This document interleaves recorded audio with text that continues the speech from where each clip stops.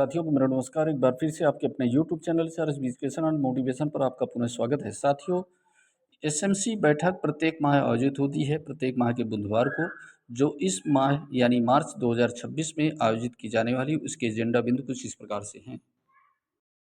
मार्च 2025 की जगह 2026 सत्र 2026 बैठक का विषय एसएमसी मासिक बैठक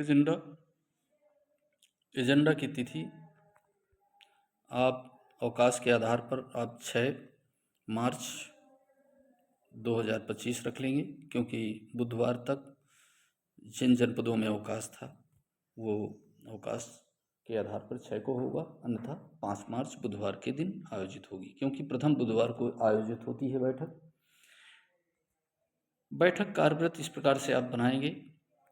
बैठक के बारे में चर्चा करेंगे। 1/3 सदस्य से अधिक उपस्थिति रहनी चाहिए।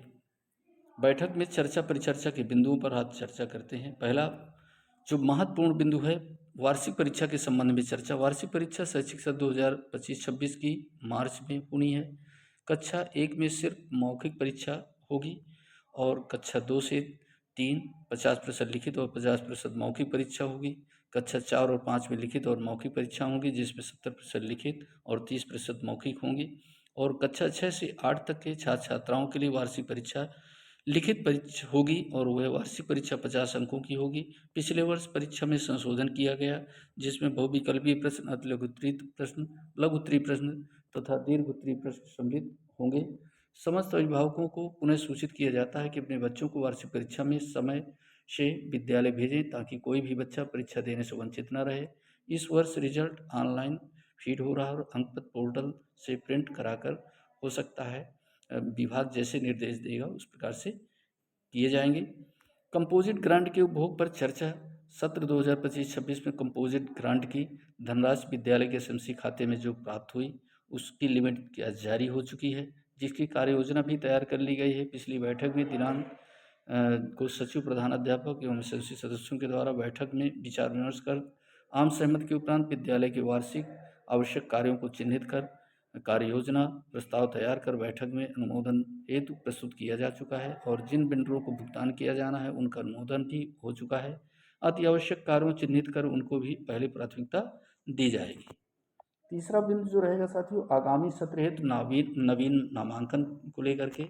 आगामी सत्र 2026-27 1 अप्रैल से प्रारंभ हो रहा है। विद्यालय में बच्चों का नामांकन ठहराव, कोई भी बच्चा नामांकन से वंचित न रहे। स्कूल चलो अभियान जागरूकता रैली परीक्षा संपन्न होने के बाद निकाली जाएगी, जिसमें लोगों की सहभागिता अनिवार्य है। इस पर बैठक में विस्तृत चर्चा की गई। चौथा बिंदु विद्यालय में साफ सफाई पर चर्चा, जो बहुत ही महत्वपूर्ण है। मार्च माह विद्यालय की साफ सफाई पर विशेष ध्यान दिया जाए। विद्यालय में लघु मरम्मत कार्य, रंगाई पुताई पेंटिंग के कार्य को प्रथम वरीयता से कराया जाए। शासन की मंशा के अनुसार विद्यालय को सजाया संवारा जाए, ताकि नए सत्र में विद्यालय में आने वाले बच्चों को की रुचि विकसित हो सके। पांचवा बिंदु जो नवीन प्रवेश लेने वाले बच्चों के संबंध में है। नवीन बच्चों के विद्यालय के प्रति रुचि विकसित हो, विद्यालय का भौतिक परिवेश अनुकूल वातावरण तैयार किया जाए, ताकि बच्चा भयमुक्त महसूस करें और प्रतिदिन विद्यालय पढ़ने आए। इस पर चर्चा की गई। ऑपरेशन कायाकल्प के अंतर्गत मूलभूत और स्थापना सुविधाओं की जानकारी पर चर्चा। जो 19 बिंदुओं पर पैरामीटर हैं, उन पैरामीटरों की फोटोग्राफ्स प्रेरणा पोर्टल पर अपलोड की जानी है। जिन विद्यालयों में अभी तक नहीं है तो ये ससमय जीपीएस टैगिंग करके लोड कर दें। सातवां बिंदु निपुण प्रगति रिपोर्ट पर चर्चा। निपुण भारत मिशन के तहत बाल वाटिका से कक्षा 3 तक का सत्र 2026-27 तक प्रत्येक बच्चों को तीसरी कक्षा के अंत तक पढ़ने लिखने एवं अंक गणित को सीखने की क्षमता प्रदान की जाएगी। वर्ष 2024-25 में 25 सप्ताह की कार्य योजना पर शिक्षण कार्य किया जाएगा। प्रत्येक कालांश 40-40 मिनट का होगा। उत्तर प्रदेश सरकार द्वारा 2025-26 तक समस्त विद्यालयों को निपुण बनाया जाना है। इस लक्ष्य को हासिल करने के लिए निपुण भारत मिशन कार्य योजना बनाना है।